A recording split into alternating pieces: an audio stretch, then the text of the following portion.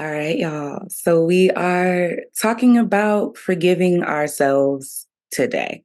That's, when we think about forgiving others, I talked about the five languages of apology in the last episode of the Power Portal. So it's time to strap in, to strap up, and think about what it looks like to forgive ourselves, to make peace with our past. And oftentimes, we punish ourselves with shame and guilt when we have done something wrong and like towards ourselves, right? We've had an offense towards ourselves. Or because this can be taken multiple ways. I think that I'll bounce back between two of these, but with making a mistake with yourself, right? Something that you did that you have to forgive yourself for, something you did to you.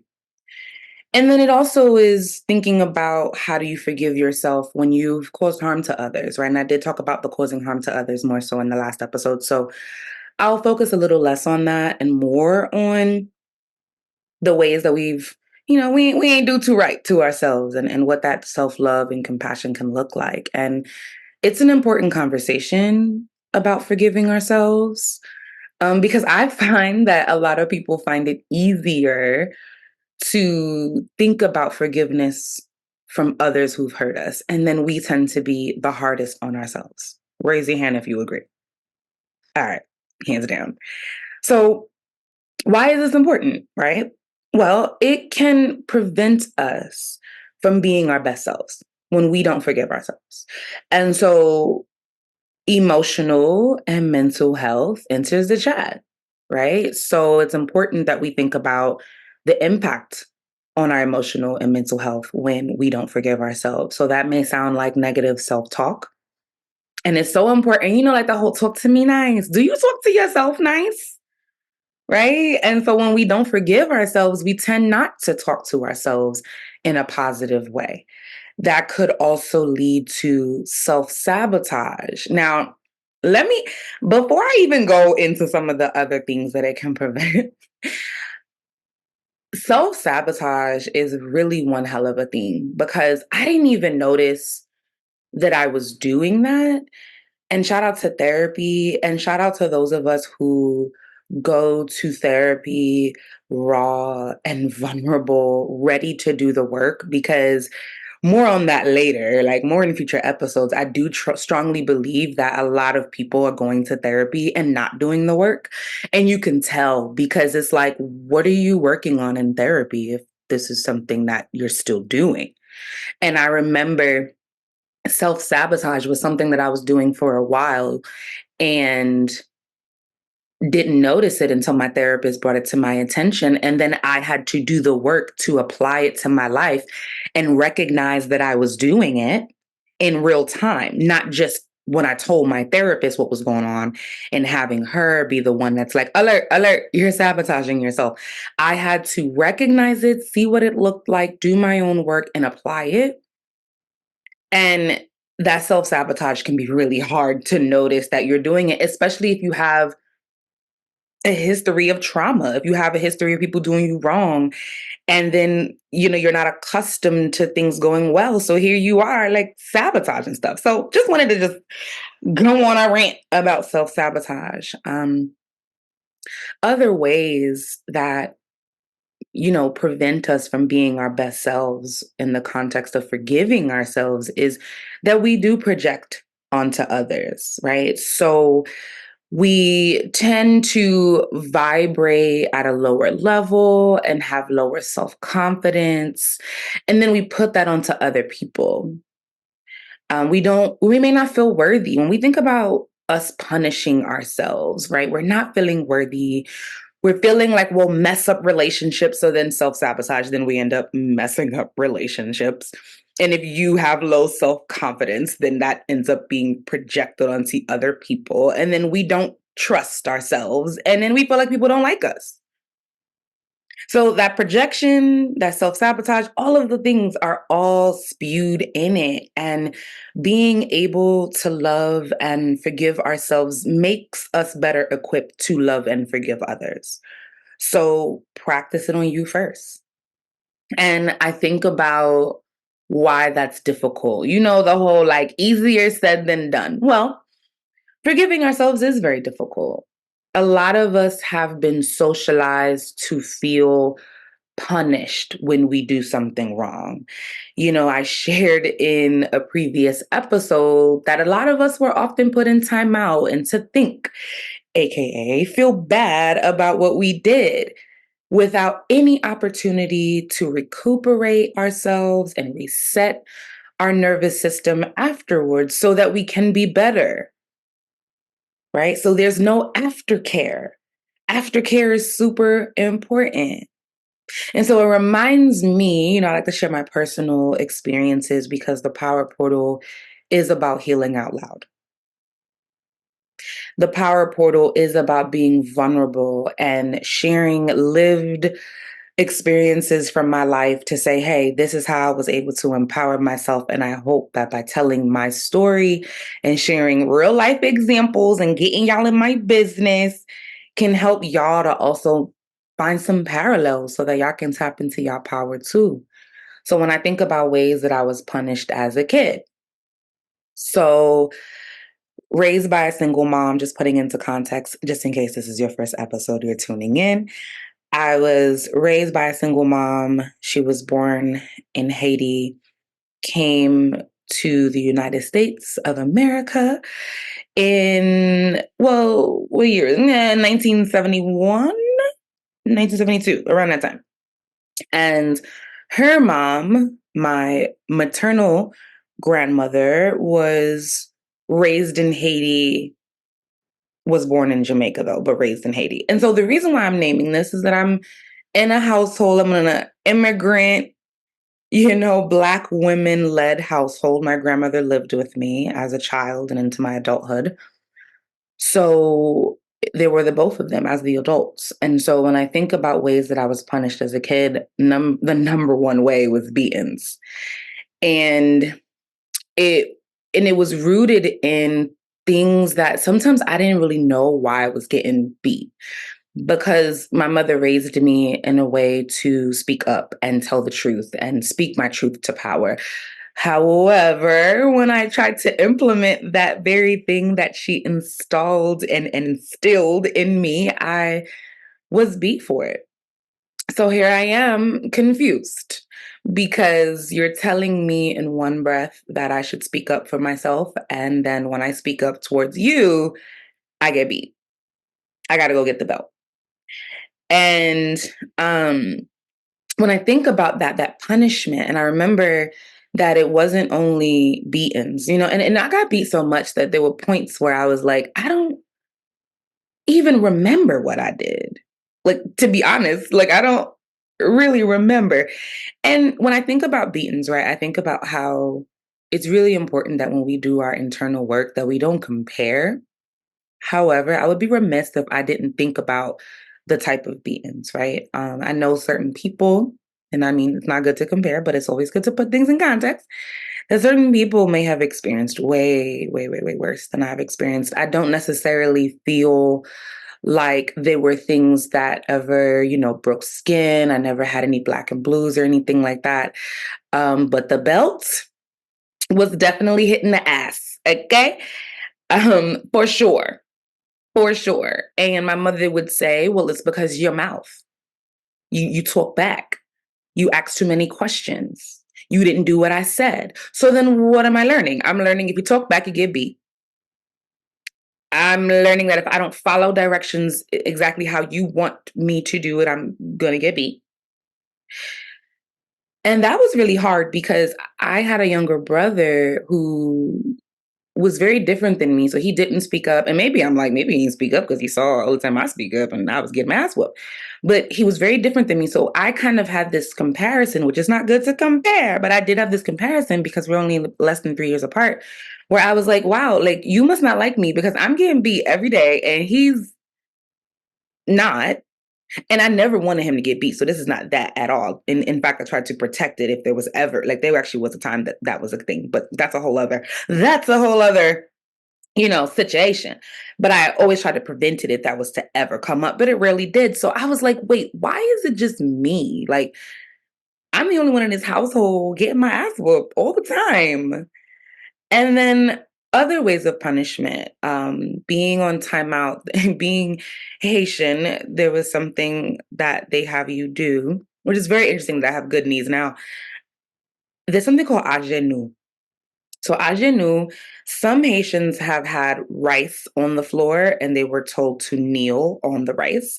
But we had a very intense, rough carpet. So we didn't really need to do the rice to add on to this punishment. But essentially, I was told to go to a designated corner of the living room and get on my knees and face the wall, à genoux. And that was until they told me that I could, get up. So this form of punishment, this form of go to this corner, stare at this wall, was something that at a certain point I was like, which wall you want me to face? Like I was just so over it. And I think that when my mom saw that these beatings weren't breaking my soul, she had to go another route. And so what that looked like was stripping me of my feminine expression. So that meant, oh, you can't get your hair done. Oh, those nails, take off that nail polish. Oh, them earrings you love, you can't wear earrings to school today. Oh, that outfit that you love, give me that. You ain't wearing these clothes. So stripping me of my feminine expression, which I still listen. I went to the corner store, got my press on nails. Baby, I used to roll my skirt up so it was fitting me the way that I wanted it to. I went to the corner store and also got me a pair of hoop earrings. And one time, I got into a fight in 10th grade, and my mom was like, you know what, I'm done. I'm not relaxing your hair. Now, back in the day, your hair wasn't relaxed, them edges was not looking the way you wanted it to look. Now I'm in a better evolved place, and I'm like, child, we ain't doing that type of hairism, texturism shit. But back then I was like, my edges gotta be laid. So I went to my cousin's house. I don't even know if my mom knows this, but I went to my cousin's house and I was like, all right, girl, so I need you to like, give me a little touch up right here in the roots, but not too much because if she sees it super silky, she's gonna be like, So my cousin definitely relaxed my hair so that it didn't look too out of pocket. But once again, back then I didn't know that out of pocket. It's totally fine. Now I don't lay down an edge at all. Fuck it. But I was stripped of my feminine expression, and that took a major toll on me, which is why I feel like my feminine expression is really important to me now because it was stripped in so many ways as punishment. And lastly, one of the ways that I was punished as a kid that really impacted me was when I did get into that fight. So the same kind of era when I was in 10th grade, I beat the fuck out of this boy. Fuck you, Jose Colon. And my mom was like, you know what? I'm canceling your Sweet 16. Now, I don't think she was really planning it. I think this was her way of like, look, I'm poor and this is a great opportunity to just blame it on her. But Sweet 16s was so lit back in the day. All my friends had them. I was going to so many of them and, in that like 10th, 11th grade time. So for her, everybody was waiting on mine because my birthday is the beginning of 11th grade. So everybody was like, oh my gosh, I can't wait. It's going to be so lit. And so we was talking about that in 10th grade. Like, oh, Jules is about to be lit at the end of, like for fall. And there was none of that. So that was a punishment. And so it can be really hard to forgive ourselves when the people who love us spent so much of our childhood punishing us. Right. And so we can have this internal punishment of like, we can't forgive ourselves. We don't want to express compassion towards ourselves. We don't want to talk to ourselves nice. We don't want to extend ourselves grace because we weren't extended those things as a child. And so much of our shit comes back to our childhood, which is why in therapy, they like, tell me how you grew up because it all goes back to it. So that's the mental health, right? That's the mental health. So let's think about the physical health.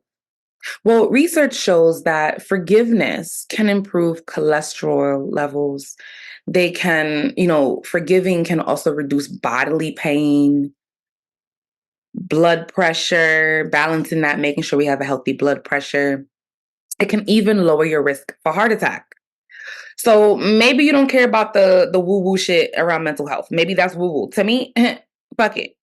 But like, think about your physical health. Think about how forgiveness, and once again, we're talking about forgiving ourselves, y'all, but forgiveness in general can impact our physical health in a positive way.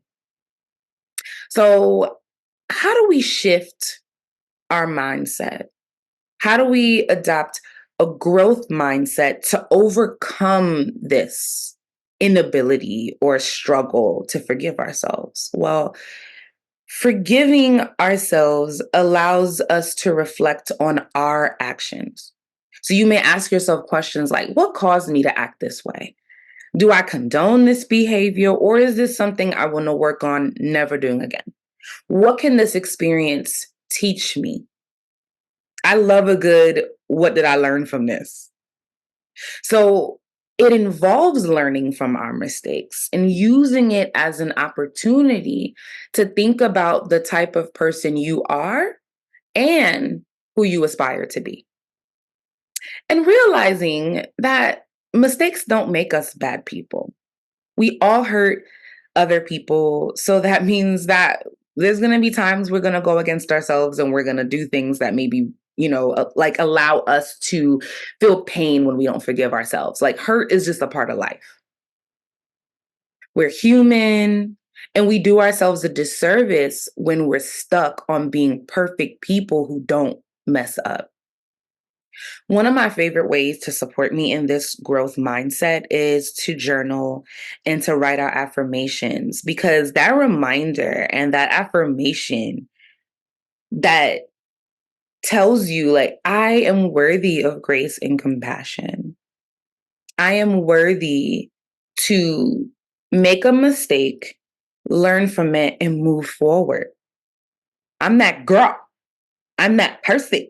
I'm that boy, whatever. And I think that it could really help with that growth mindset, that remembering who you are, remembering the softness, remembering the inner child that maybe wasn't giving the grace. Give it to yourself, right?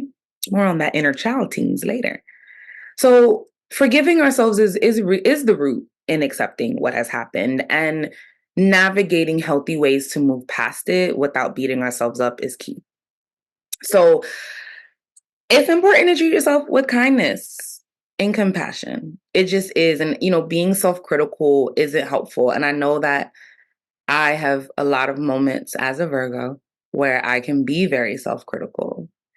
And when I think about it, I'm like, well, when people are critical of themselves, I immediately go into like kindness and compassion and reminding them to be kind and compassionate to themselves. Well, remind yourself that next time you are being self critical.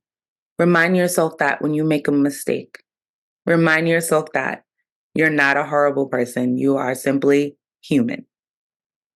Now, two experiences where I practice self forgiveness, and it's really important too, because as a survivor, self forgiveness isn't meant for us to unfairly blame ourselves for things that weren't our fault, that we're not responsible for, like abuse. So a lot of the times, I think about my experience with people who I chose to be romantic partners, and I find myself being like, I should have noticed those red flags. Why didn't I notice those red flags? That was really hard for me, especially because when I graduated college, my very, very first job, and in true Virgo fashion, I applied for jobs while I was still in college. And so the day after graduation, I had my interview and got a job at a domestic violence shelter. And I remember um, they were all people who identified as women. So at this domestic violence shelter, I'm listening to women who were very close to my age. At that time, I was 21. And they would talk about their abusers, and they would talk about the things that they noticed in the beginning. And I would hear them be self critical and say, well, I should have noticed this. And not gonna lie, y'all, I would listen to their stories and be like, I wouldn't take that shit if that happened to me. I wish I wish a motherfucker would. I'm like, oh, I'm stronger than that. Oh, that sounds like a red flag. I would run for the motherfucking hills. Like, what you mean? And when I think about that, and I think about literally just 3 years after I was in a predicament that became an abusive dynamic for about 3 years, and I noticed all the red flags, and I became the person. I became those women. And I realized it doesn't matter how strong you are, when narcissism is there, when you're trying to love and fix people as they're hurting you and breaking you down. We can't blame ourselves for that. We can't blame ourselves for the times that we chose to love people who didn't love us back. And so I think it's really important that we don't victim blame in that sense. And at the same time, to forgive yourself, right? So, not blame yourself. In that same breath, forgive yourself. To think about, yes, I saw those things, and you know what? I love that person anyway. And it didn't make me a bad person. Yeah, I saw the red flags, but I also knew that people aren't perfect. And maybe, just maybe, I can love them and they'll stop hitting me. Maybe, just maybe, I can love them through the trauma that they had with their mom. Maybe, just maybe, I can love them through their abandonment and make sure they know I'll never leave. I mean, when I think about that person that I was, I show her love. I give her grace. I give her compassion, and I forgive her. I forgive her for making the choice. I don't blame her at all. So it's really important. So that's a time we have to think about self-forgiveness. I also forgive myself on being a people pleaser. I am a recovered people pleaser. I will definitely do an episode on how I got in my recovery. And I will tell you this, much like any other type of recovery, it can be really hard if you have worked hard to be in recovery and you have people around who are in that same place. So people pleasing can has been something that's challenging for me because I think that a lot of people are socialized to people please. And it could be romantic partners, it can be friends, it can be colleagues, it can be family members. Like people are just socialized. A lot of people are socialized to people please.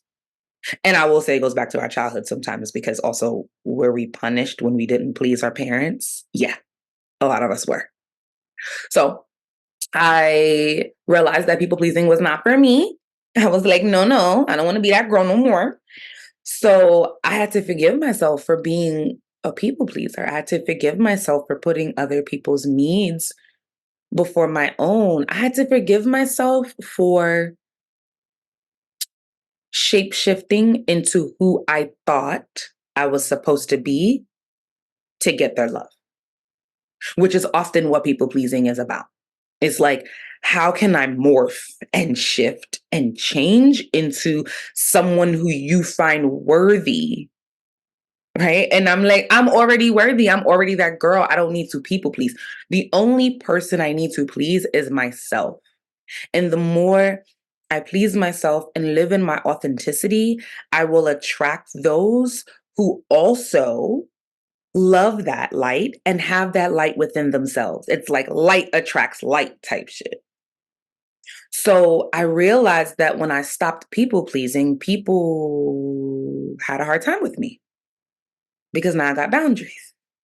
Now I'm like, I ain't doing that. If you want me to come out, but I ain't feeling it, I'm not going to come out. I'm going to give you ample time. I'm going to let you know, I'll make time for rescheduling. But if I'm not feeling it, I'm not going to go just to simply please you because people pleasing involves you to abandon your sense of self, baby. And if people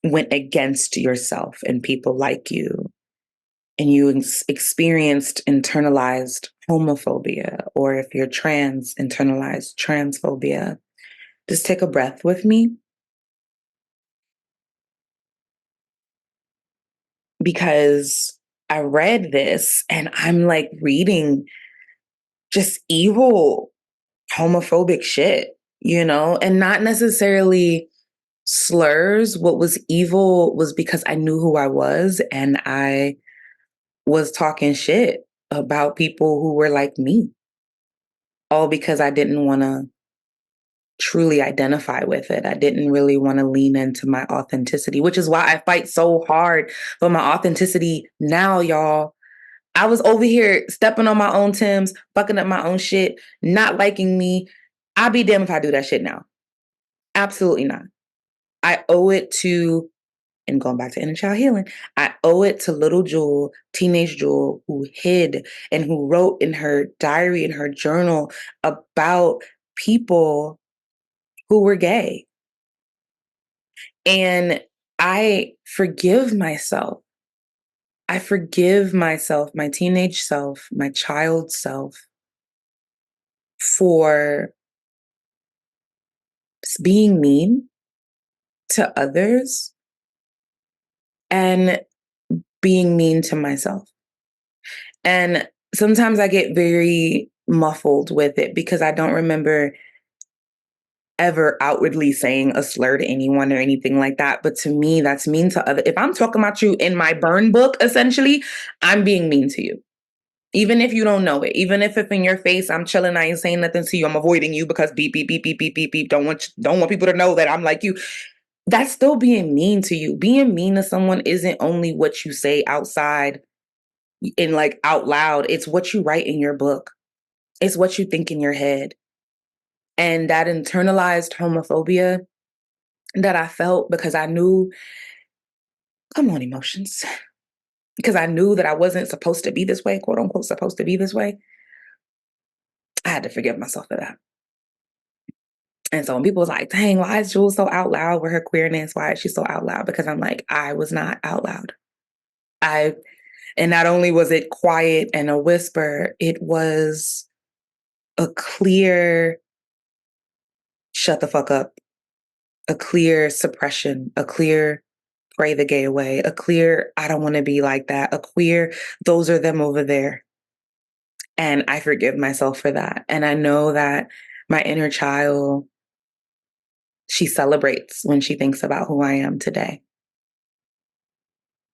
And I empathize with people who've had similar experiences, all that I named, from choosing people who weren't good for us, from from people pleasing, and from having internalized hate towards ourselves. I hope that you find it within yourself to know that you are worthy of forgiving you, that you are worthy of that. And for me, which I'm deciding right now that the next episode would be about inner child healing, is that when we think about forgiving ourselves, what it does, which for me is the biggest impact, the most significant impact, is that forgiving ourselves teaches our inner child to love ourselves. It teaches our inner child to not be mean to ourselves. It teaches our inner child that we are worthy today and we've always been worthy. Thank you for listening to The Power Portal.